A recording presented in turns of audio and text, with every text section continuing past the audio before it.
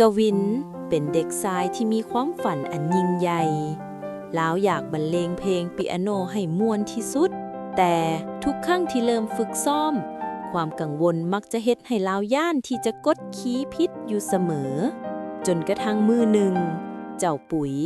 เพื่อน Hey สี buddy, ขา come on ผู้น่า in. ฮักได้ Let's ก้าว get เข้า you มา all ใน dried ชีวิต off. ของลาวเมื่อกวินเริ่มลิ่นเพลงเจ้าปุ๋ยบ่ได้ตัดสินว่าโน้ตนั่นจะผิดหรือถูก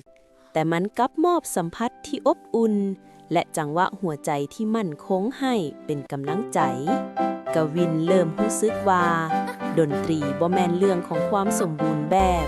แต่แม่นการสื่อสารความสุขออกมาจากหัวใจในที่สุดท่ามกลางแสงแดดที่สดใสกวินก็พบว่าลาวสามารถเฮ็ดตามความฝันได้เพียงแต่มีเพื่อนที่เชื่อมั่นในโตลาวและใจที่กล้าหาญของลาวเอง